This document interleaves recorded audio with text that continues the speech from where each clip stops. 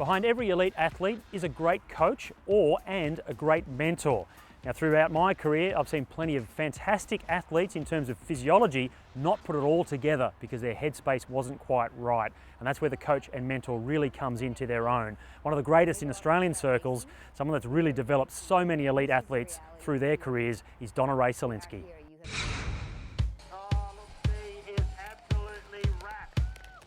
It's been a very competitive series thus far. We've had some good races and we've had one not so good race, but the level of competition is raising and it is really good for women's cycling and developing cycling.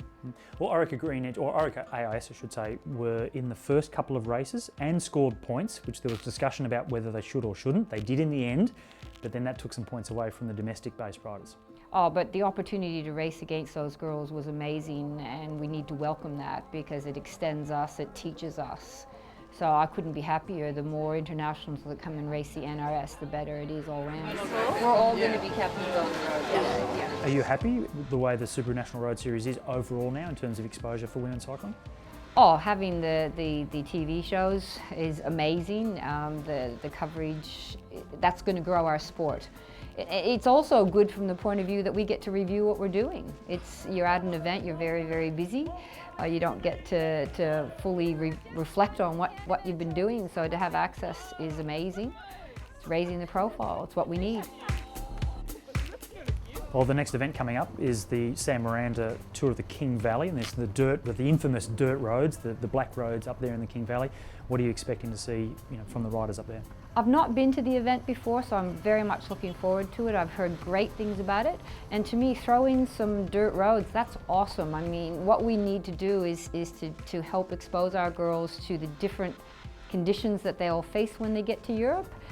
So the more things we can throw at them, the better, as far as I'm concerned. Ruth Corset, she's leading the series now, coming into the second half of the season. Do you think she can hold on to the end, or who, if not, who are going to be the challengers? Oh, Ruth has been a seasoned performer for years, and I have the utmost respect for her. We'll throw everything we can at her, of course, and I'm sure she'll rise to the challenge. It's great that it's that competitive at the pointy end. And Ellen Skerritt is one that stood up last year in the National Road Series, very strong in climbing and in time trialling as well, but had a slow start to this season. Is she going to really bounce back at the end of the year? I don't think Ellen's actually had a slow start in that sense. She's been asked to do the job for the team.